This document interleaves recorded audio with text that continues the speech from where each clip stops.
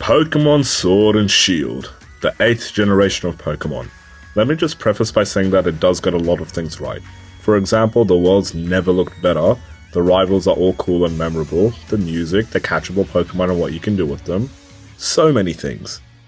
Actually, let's just talk about the good things first and then talk about what went so wrong. This iteration of Pokémon continues to do what older games and generations did so well, and that is build an explorable world that's very fun to navigate through. At first, when I saw the gameplay of this game, it kind of looked, unfamiliar I guess. Watching trailers and gameplay footage, it looked too grand to be a Pokémon game, and for some reason, every shot of the wild area reminded me of Breath of the Wild, so it felt unfulfilling at first. But then, true story, when I was at work, a colleague and I began talking about Pokémon, and another colleague popped up into the staff room and tells us he has a copy of Pokémon Sword with him. And we went crazy. Begged him to let us play. Let me tell you, I got immersed into the world immediately when I began playing that initial time. Began running through tall grass in some route, found myself a bunch of Pokémon, began catching them and naming them all after myself. My other colleague, who also begged, did the same thing, and she ended up in a gym battle, which we cooperated in and won. Next thing we know, our shift starts in 1 minute and we had to rush to get prepared for work. Fun times. I haven't seen her since. Anyways, that's what had me sold to get my version of Pokémon Shield. Plus, the cover Pokémon looked cooler to me. The world in this is amazing. From a cozy little town we started known as Postwig, cities like Motherstoke, Hammerlock, Spikemoth, Stowonside, a place known as Slumbering Wells, which is where I'm pretty sure I want to have my wedding ceremony, and don't even get me started on the wild area. It is beautiful. Any doubts I had at first were crushed once I began roaming around there. It is a great inclusion in the game. And with that, I spent a couple of hours every day exploring all these new locations in the world, and it was so easy to get immersed into. Now, I'm guilty of not playing Pokémon since Generations 4 Platinum and Gen 5's remake of Alpha Sapphire. Honestly, I replayed Platinum and I'm shocked that a 20-year-old me still had trouble beating a game 10 odd years later. But that means throughout the years, I've only known Blue, Wally, and Barry as my rivals in the game. I know other generations have rivals too, but I definitely cannot name them, even after keeping up through Let's Plays and stuff. I can name the Pokémon League champions of each region. Heck, I can even name the professors, but not rivals. And having multiple rivals seems so bloated to me. But Sword and Shield included the multiple rivals seamlessly. Hop, Beat, and Marnie were all so cool. And Leon to a sense, I guess. But I loved starting the journey with someone who was enthusiastic and had good vibes in Hop. Loved the snark from Bede. And to me, Marnie, the punk girl from Spikemoth, is iconic. They're all great characters with cool arcs. Hop had a really cool story about finding his own identity, started wanting to be like his brother Leon only to find out his passion lies elsewhere and not in his shadow. Bede getting relegated from the actual league and a gym leader sees great potential in him and made him her successor. And Marnie, well, if you ask me, she is amazing.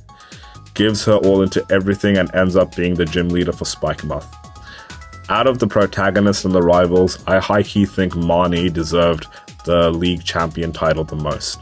Well, sorry hun, you do look wicked as the new gym leader though. Leon? Let's get to him later. The Pokémon you can catch in this game are also amazing.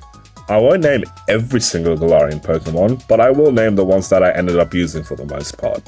I had in my team Enteleon, Centiskorch, Corviknight, Bolton, Flygon, Grimmsnarl, Obstagoon, and Thievul at some point, and I loved using all of them. I also love the idea that the league champion, Leon, gives you your starter Pokemon and raises whichever starter is strong against yours. That sets up for a very long-term rivalry and a drive to play through the game in anticipation to see who raises their Pokemon better. Now, this game did a lot of things right. As you can see, I have an overall positive outlook on the game. I didn't even mention the sudden but epic climax to the main storyline and the max raid battles. I can look past the constant hand-holding, the lack of national decks and all, because the game makes up for it in one way or another. The game even felt a little short to me, but my sense of time must be inaccurate because according to the total hours played, it took me around the same time to finish as every other Pokemon game. Time flies when you're having fun. So, what went so wrong with this game? Leon's championship battle. That battle was the single easiest battle for me in the game. I honestly felt ripped off. I knew 2 Pokemon that Leon was going to use already, so I had prepared for them, but what I couldn't believe was that I had the perfect team to beat every single Pokemon he had, taking minimal damage from the get-go. I didn't even look into it or anything. I wiped through his team with all my Pokemon in almost perfect health. Now, I don't know if this happened because I over-prepared for the fights by leveling up my Pokemon beforehand to level 60 to 65-ish, if my limited knowledge of Pokemon helped me weather the storm or what, but that championship battle was piss easy. Now, let me put this into perspective by comparing this to my experiences with other Pokemon games that I've played in the past. I remember when I was really young, I lost to Blue a few times before being able to beat him, and same as Wallace and Emerald. Recently, I played Pokemon Platinum over again, as well as Heart Gold and Alpha Sapphire. Despite being ready for all the teams, I lost to Lance once before beating him with 1 HP with 1 Pokemon remaining. Really. I lost against Steven a couple of times before winning as well, and Cynthia? I lost to her at least 50 times before my strategies worked. For my game of Shield, beating Leon straight away with none of my Pokemon taking any real damage left me disappointed. I couldn't believe that it was over so quickly and so easily. He was supposed to be the unbeatable champion. He should have had something up his sleeve. I can think of so many different ways it could have gone. This is just me throwing ideas out there.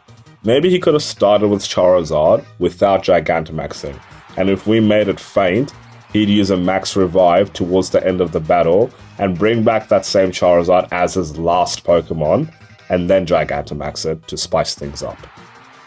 Maybe even the starter that he raised that's strong against yours could have been over-leveled to show that the rival of your Pokemon has surpassed every expectation, and you will now have to prove a point to someone who also has a big point to prove.